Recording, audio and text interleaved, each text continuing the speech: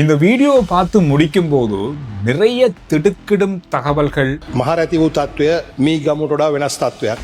குறிப்பாக நாம இப்ப முகம் கொடுக்கின்ற மிக முக்கியமான சில விஷயங்கள் உண்மையிலேயே கற்பனையாக நாங்க பார்த்த திரைப்பட வசனங்கள் அல்லது திரைப்படங்களுடைய கதைகள் எல்லாமே சிட்டி ஆஃப் காட் படம் அப்படின்றப்போ எனக்கு என்னுடைய லைஃப்பை எனக்கு அதை சொல்லிச்சு. ஆக்சுவலி உண்மையிலேயே நடந்து தான் கொண்டிருக்கு அப்படின்றத நம்ம முழுமையா நம்பக்கூடிய வகையில பல நாடுகள்ல நடந்த விஷயங்கள் இலங்கையிலும் இப்ப நடந்து கொண்டிருக்கு, நடக்குமா என்ற அச்சமும் ஏற்பட்டிருக்கு. මේ රැල්ලක් වශයෙන් පැතිරෙන්න පුළුවන්ද කියනට අපේ අවධානය යොමු වෙලා තිබෙනවා. இலங்கையில் இருக்கிற பல சிறைச்சாலைகள்ல இதே மாதிரியான சம்பவங்கள் நடக்க போகுது அப்படின்ற புலனாய்வு தகவல்கள் வெளியாக இருக்கு. இந்த மாதிரி பலதரப்பட்ட விஷயங்களை இப்ப நாங்க பார்க்க ஆரம்பிச்சிருக்கோம். ஒரு நாட்டினுடைய வீழ்ச்சியை ஆரம்பித்து வைக்கிறதுக்கு அதனுடைய எல்லை பகுதிகளிலேயோ அல்ல நாட்டுக்குள்ளேயோ போர தொடங்க வேண்டிய அவசியம் இல்லை. அந்த நாட்டினுடைய மக்கள் வாழுகின்ற தெருக்கள்ல போதைப் பொருளை தூவி விட்டாலே போதும் என்ற அளவுக்கு இப்பொழுது காலம் மாறி இருக்கிறது. சிறைச்சாலைகளை தண்டனை வழங்கும் இடங்களாக இல்லாமல் குற்ற உலகத்தினுடைய கட்டளை மையங்களாக மாற்றினாலே போதும். அதுக்கு பிறகு நாட்டினுடைய சட்டம், பொருளாதாரம், அரசியல் என்று ஜனநாயகம் கூட சவாலுக்குள்ளான ஒரு விடயமாக மாறிவிடும். இதுதான் உலகத்துல கடந்த கால வரலாறுகள்ல கூறப்படுது. ஒரு காலத்துல நாங்க சினிமா அல்லது திரைப்படங்களை பார்க்கும்போது உண்மையான சம்பவங்களாக அதை நாங்க நினைத்து கொண்டுதான் திரைப்படம் பார்க்கும் வரைக்கும் இருப்போம். திரைப்படத்தை பார்த்து முடிச்சதுக்கு பிறகு இது எப்படி இருந்தாலும் கற்பனை தானே அப்படின்ற ஒரு எண்ணத்துக்குள்ள நாங்க வந்துடுவோம். காரணம், அந்த அளவு கொடூரமாக இருக்கும் சில விஷயங்கள். இது உண்மையில நடக்கிறதுக்கு வாய்ப்பே இல்லை, ஒரு கற்பனையா தான் இதை எடுத்திருப்பாங்க அப்படின்னு சொல்லி நாங்க எங்களுடைய ஒரு மன திருப்திக்காக அதை மாற்றிக்கொள்வோம். ஆனால் நாங்க பல வருடங்களுக்கு முன்பு திரைப்படங்கள்ல பார்த்த பல விஷயங்கள் உண்மையாகவே நடக்குதா என்ற சந்தேகத்தை இப்ப நமக்கு ஏற்படுத்தி இருக்கிறது கடந்த கால அனுபவங்கள். இந்த திரைப்படங்களை நிறைய பேர் பார்த்திருக்க மாட்டீங்க, ஆனா இனி தேடி பார்க்கறதுக்கு வாய்ப்புகள் இருக்கு. ஆங்கிலத்துல அல்லது வெளிநாடுகள்ல எடுக்கப்பட்ட திரைப்படங்களுடைய கதைகள். பிரேசிலினுடைய சிட்டி ஆஃப் காட் அப்படின்ற திரைப்படம் ஒரு குடிசை பகுதியினுடைய கதையை மட்டும் இந்த திரைப்படம் நமக்கு சொன்னதா தான் இதுவரைக்கும் நாங்க நம்பி இருக்கோம். ஆனா இது ஒரு தலைமுறையை இழந்த சமூகத்தினுடைய கதையை இந்த திரைப்படம் சொல்லி இருக்கிறது.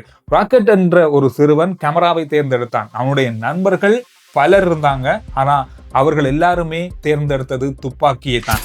இதுல ஒரு லில்சே என்ற ஒரு சிறுவன், இவன் தன்னுடைய வாழ்க்கையில புறக்கணிக்கப்படுறது, தன்னுடைய சமூகத்திலிருந்து ஒதுக்கி வைக்கப்படுகிறது, நண்பர்களோடு சேர்த்து கொள்ளப்படாமல் போறது, இந்த மாதிரியான பலதரப்பட்ட ஒதுக்கங்களால இவர் அப்படியே தனிமைப்படுத்தப்பட்டு ஒரு பாதாள உலக வலைக்குள்ள சிக்கி ஒரு பாதாள உலக தலைவனாக எப்படி அவன் மாறுகிறான் தன்னுடைய சூழல் அடிப்படையில் அப்படின்றது இந்த திரைப்படத்தினுடைய மிக முக்கியமான கதையாக மாறியிருந்தது.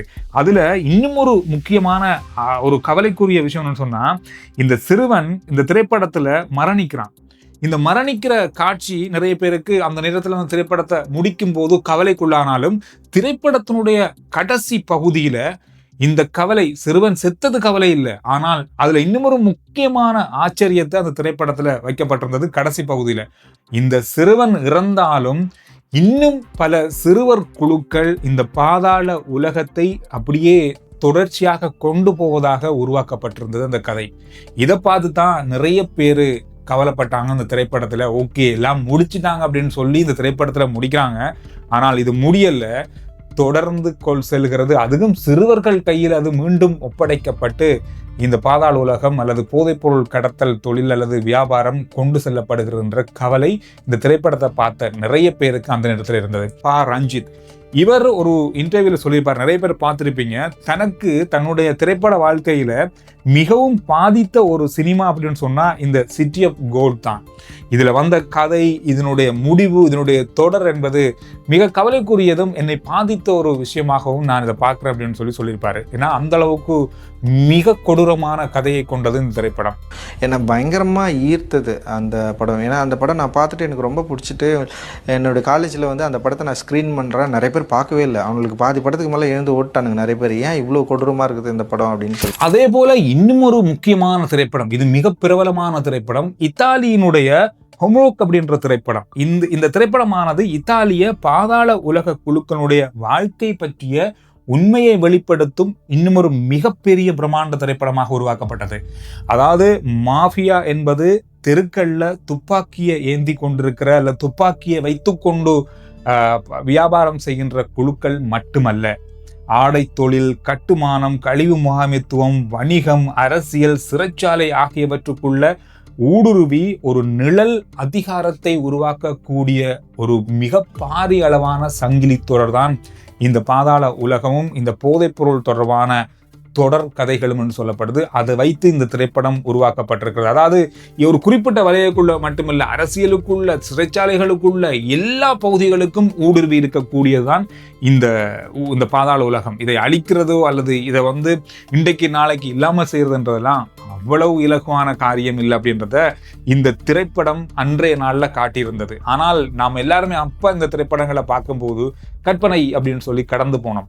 இப்ப இந்த குழுக்களோடு ஒரு சிறுவன் இணைந்து கொள்ள வேண்டும் அல்லது ஒரு இளைஞன் இணைந்து கொள்ள வேண்டும் என்றா என்ன செய்வாங்க, உடனடியாக இந்த சிறுவனை நாடுறது, அவங்களுடைய என்னென்ன குறைபாடுகள் இருக்கோ அதை தீர்த்து வைக்கிறது, வணிகம் பக்கமாக அல்லது அவங்களுடைய பண உதவிகள் செய்து இவர்களை இந்த துறைக்குள்ள இணைத்துக் கொள்வது போன்றுதான் இந்த திரைப்படத்துல காட்டப்பட்டிருக்கிறது. ஒரு புதியவரை எப்படி இந்த துறைக்குள்ள அல்லது இந்த கும்பலுக்குள்ள இணைத்துக் கொள்கின்றாங்கன்றதுடைய ஆரம்ப கட்டத்தை அதுல இணைத்திருப்பாங்க. அதாவது ஒரு வறுமை கோட்டுக்குள்ள இருக்கின்ற யுவதிகள், இளைஞர்கள் படிச்சுட்டு வேலை இல்லை, அதாவது வேலை என்ன செய்யலாம் என்ற மாதிரியான தடுமாற்றமான அந்த காலகட்டத்துக்குள்ள இவர்கள் உள்ளே இழுக்கப்படுகிறார்கள். இதுல இன்னும் ஒரு சுவாரஸ்யமான கவலைக்குரிய விஷயமும் கூட, இந்த திரைப்படம் வெளிவந்த பொழுது அல்லது இந்த திரைப்படத்தினுடைய ட்ரெய்லர் வெளிவந்த போது இந்த திரைப்படத்தை இயக்கியவர் அல்லது திரைப்படத்தினுடைய கதையை எழுதியவர் முற்றும் முழுதான காலத்தை சிறையிலேயே கழிக்க வேண்டிய நிலை ஏற்பட்டது.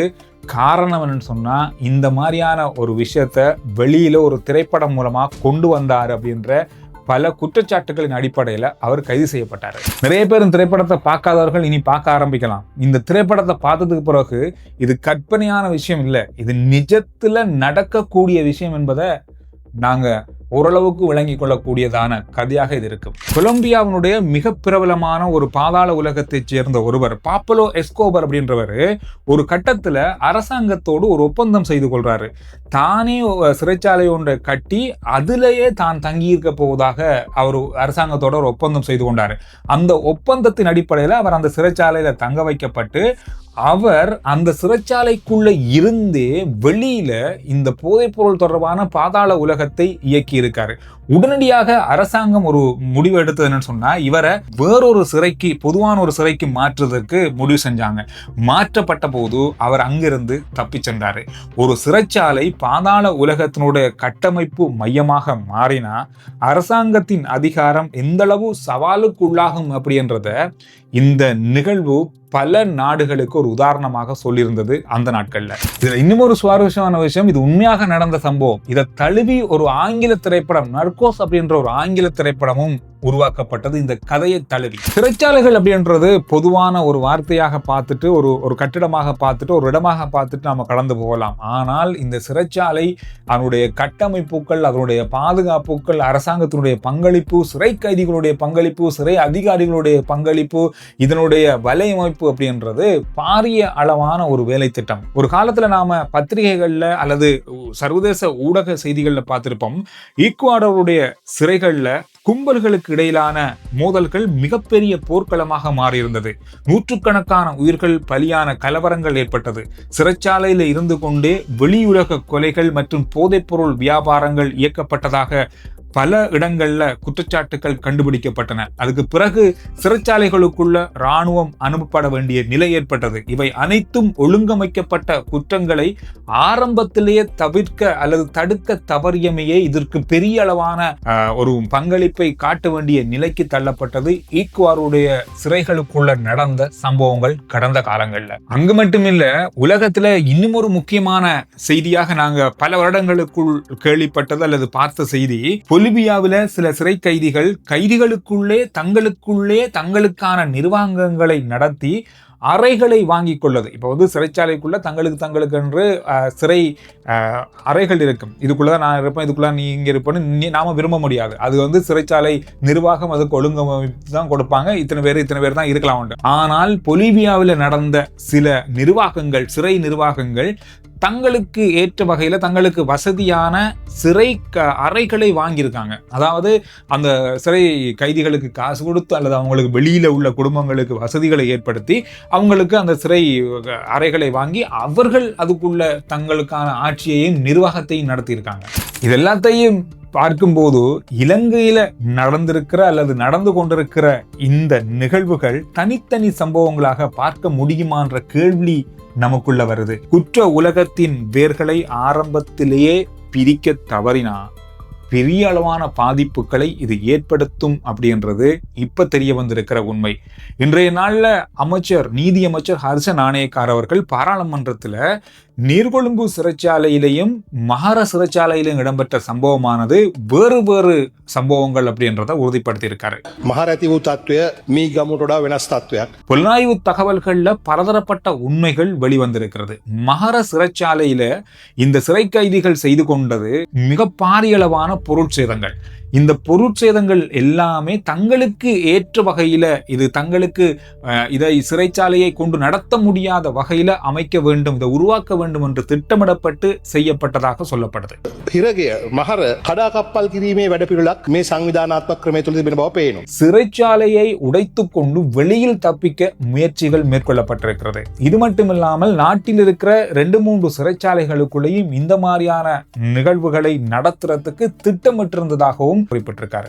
ඒ වගේම තව බන්ධනාගාර 2ක හෝ 3ක සම්බන්ධයෙන් අපට යම් තොරතුරු ප්‍රමාණයක් ලැබෙනවා. ඒ තොරතුරු බන්ධනාගාර දෙපාර්තමේන්තුවේ ප්‍රධානීන්ට ලබා දීලා තිබෙනවා. தொடர்பான விசாரணைகள் இப்பொழுது நடந்து வருவதாக அவருடைய தகவல்கள்ல குறிப்பிடப்பட்டிருக்கிறது. அது மட்டுமில்லாமல் இந்த சம்பவம் நடந்த அடுத்த நாள் அமைச்சர் குறிப்பிட்ட இன்னொரு முக்கியமான விஷயம், சிறைச்சாலைக்குழுக்குள்ள இருந்து மற்றவர்களோடு அல்லது வெளியில இருக்கிறவர்களோடு தொடர்புகளை ஏற்படுத்தி ஏதாவது நடைபெற்றதா என்பது தொடர்பான விசாரணை நடந்து வருவதாகவும், வெளியில இருந்து இதை யாராவது இயக்குறாங்களா என்பது தொடர்பான தகவல்களை திரட்டி வருவதாகவும் அவர் குறிப்பிட்டிருந்தார்.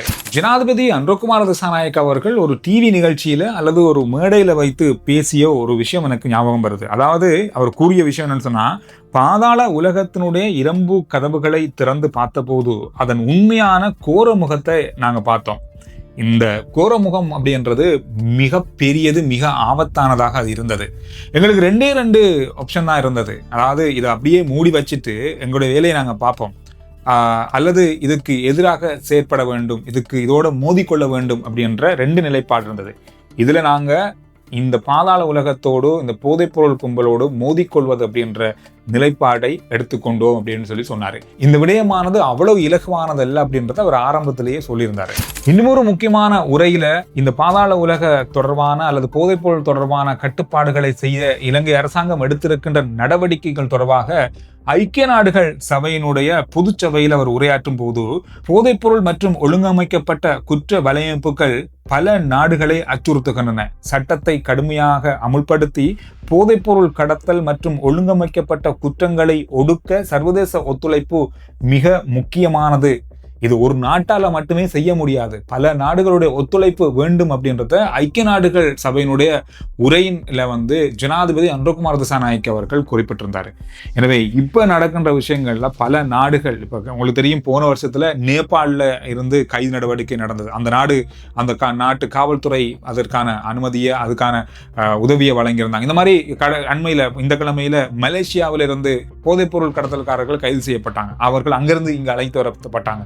எனவே இது ஒரு நாட்டால மட்டுமே செய்ய முடியாதது, இது பல நாடுகள் இணைந்து செயற்பட வேண்டும் என்பதை வலியுறுத்தி இருந்தாரு. இந்த மாதிரியான விஷயங்களுக்காக நீர்கொழும்பு சிறைச்சாலைக்குள்ள இடம்பெற்ற கலவரத்தை தொடர்ந்து பாராளுமன்றத்தில் பல்வேறு அரசியல் கருத்துக்கள் முன்வைக்கப்பட்டது. எதிர்க்கட்சி உறுப்பினர் நாமல் ராஜபக்ஷ சிறையில் நிலவும் இடப்பற்றாக்குறை, அடிப்படை வசதிகளுடைய பற்றாக்குறையானது நீண்ட காலத்துல ஒரு சமூக பிரச்சனையாக மாறக்கூடிய வாய்ப்புகள் உருவாகும், ஏன் இது ஒரு அறகலையா கூட மாற வாய்ப்பு இருக்கு அப்படின்ற மாதிரி பாராளுமன்றத்தில் அவருடைய உரையில சில இடங்கள்ல குறிப்பிட்டிருந்தாரு. ඔබතුමාලගේ ක්ලීන් ශ්‍රී ලංකා කියලා 40,000 45,000 කියලා දැම්මම ඒකේ සමාජ ප්‍රශ්නයක් එතන ඇති වෙනවා. ඒ සමාජ ප්‍රශ්නය පස්සේ අරගලයක් බඩපත් වෙයි. ඒක තමයි දවුනේ මේ මීගමුවේ. அதுக்கு பிறகு சபை முதல்வர் விமல் ரத்நாயக் அவர்கள் போதைப்பொருள் மற்றும் பாதாள உலகத்துக்கு எதிராக அரசு முன்னெடுக்கின்ற நடவடிக்கைகளுக்கான எதிர்வினையாகவே இந்த சம்பவங்களை நாங்கள் பார்க்கிறோம் அப்படின்ற பதிலை அவர் வழங்கியிருந்தார். මේක අපි විශ්වාස කරනවා අද ආණ්ඩුවෙන් දූෂිතයන්ට තක්කඩියන්ට විරුද්ධව කරන මහා පරිමාණ අධිකරණ මේ ක්‍රියාමාර්ගවලට විරුද්ධව ඒකේ පාතාලේ ඒගොල්ලන්ගේ ගෝලියෝන්ගේ රියැක්ෂන් එකක් කියලා ඒ වගේම අපි அதோடு பரவலாக இப்பொழுது இன்னும் ஒரு முக்கியமான விஷயம் பேசப்படுது சமூகத்தில் மத்தியில் இந்த மகர சிறைச்சாலை சம்பவத்துக்கு பிறகு. அதாவது சம்பவம் நடந்து கொண்டிருந்த பொழுது சமூக ஊடகங்கள் அல்லது எதிர்க்கட்சிகளோடு சார்ந்த அல்லது அரசாங்கத்துக்கு எதிராக செயற்படும் சில சமூக ஊடகங்கள் அந்த சம்பவத்தை நேரடியாக ஒளிபரப்பு செய்தமை, அதாவது சமூக வலைத்தளங்கள் மூலமாக லைவ் செய்யப்பட்டதாக சொல்லப்படுகின்ற அல்லது பார்க்கப்படுகின்ற விஷயம் கொஞ்சம் அவதானத்துக்குள்ளாகி இருக்கிறது. இன்னும் ஒரு முக்கியமான விஷயத்தை பாராளுமன்ற உறுப்பினர் டாக்டர் நஜித் இந்திக் அவர்கள் குறிப்பிட்டிருந்தார். சமூக ஊடகங்கள் மட்டுமல்ல, பிரதான ஊடகங்கள் சிலவும் இந்த விடயம் தொடர்பாக வெளியிட்ட செய்திகளும் அவதானிக்கப்பட்டிருக்கிறது. இதனால ஏற்பட்ட பாதிப்பு என்ன அப்படின்றத அவதானிக்கும் போது இந்த செய்திகளை பார்த்த கைதிகளுடைய உறவினர்கள் மற்றும் பொதுமக்கள் மத்தியில தேவையற்ற பதட்டமும் அமைதியின்மையையும் உருவாக்கக்கூடியதாக ஏற்பட்டது அப்படின்றத குறிப்பிட்டிருக்காரு. அது மட்டுமில்லாமல் நாட்டின் பிரதான எதிர்க்கட்சியுடன் தொடர்புடைய அரசியல் தரப்புகள் இந்த சம்பவத்தை மேலும் பதட்டமடைய செய்யும் வகையில நடந்து கொண்டாங்க அப்படின்ற மாதிரியும் ஒரு குற்றச்சாட்டை அவருடைய கருத்துக்கள்ல பதிவு செஞ்சிருக்காரு. இந்த சிறைச்சாலை சம்பவங்களுக்கு பிறகு 2 முக்கியமான காணொளிகள் அதிகமாக வைரலாகி இருந்தது. ஒன்று, நீர்கொழும்பு சிறைச்சாலை சம்பவத்துக்கு பிறகு சிறை கைதியினுடைய ஒரு தாயார் சிறைச்சாலைக்கு முன்பு வைத்து குறிப்பிட்ட ஒரு விஷயம்.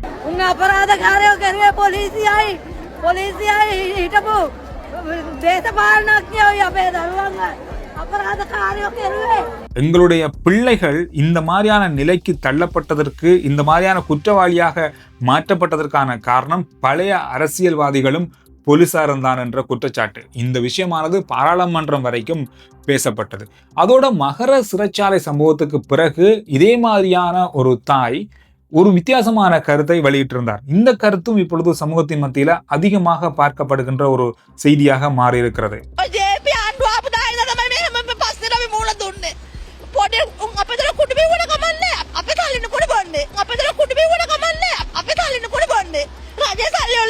அதாவது எங்களுடைய பிள்ளைகள் எங்களுடைய காசுல தானே போதைப் பொருள் பயன்படுத்துறாங்க, அரசாங்கத்தினுடைய காசுல இல்லையே அப்படின்ற கருத்து. ஒரு போதைப் பொருள் பாவனை என்றது எந்த அளவு சில சமூகங்கள் மத்தியில அல்ல சிலரது மத்தியில ஒரு சாதாரணமான விஷயமாக மாறி இருக்கு அப்படின்றதுக்கான ஒரு உதாரணமாக அவருடைய கருத்து பார்க்கப்படுது அப்படின்னு சொல்லி சமூக வலைத்தளங்கள்ல இப்பொழுது பரவலா விமர்சிக்கக்கூடிய ஒரு விஷயமாக மாறி இருக்கு. ஒரு நாட்டினுடைய அரசியல்ல இருக்கிற விமர்சனங்கள், கருத்து வேறுபாடுகள் எல்லாமே இயல்பானவைதான். ஆனால் போதைப் பொருள் மற்றும் பாதாள உலகத்துக்கு எதிரான நடவடிக்கைகளுக்கு எதிராக மாறுகின்ற அரசியல் போட்டியானது முற்றுமுழுதாக இந்த மாதிரியான பாதாள உலகத்தை சேர்ந்தவர்களுக்கான நன்மையாகவே மாறும் அல்லது மாறியது என்பது கடந்த கால வரலாறுகள்ல பதிவு செய்யப்பட்டிருக்கு. போதைப் பொருள், ஒழுங்கமைக்கப்பட்ட குற்றம், ஊழல் மற்றும் சட்டவிரோதமான அதிகார வலையமைப்புகளை சட்டத்தின் ஆட்சியின் கீழ் கட்டுப்படுத்தினால் மட்டும்தான் நாட்டினுடைய பொருளாதாரம், நாட்டினுடைய ஜனநாயகம் எல்லாமே மக்களுக்கு ஏற்றால் போலும், மக்களுடைய வளர்ச்சிக்கும் நாட்டினுடைய வளர்ச்சிக்கும் ஏற்றால் போல கொண்டு செல்லக்கூடிய ஒரு உறுதியான நிலைப்பாட்டை எடுக்கக்கூடியதாகவும் மக்களுக்கு ஒரு நம்பிக்கையை ஏற்படுத்தக்கூடியதாகவும் இருக்கும் என்பதுதான் உண்மை.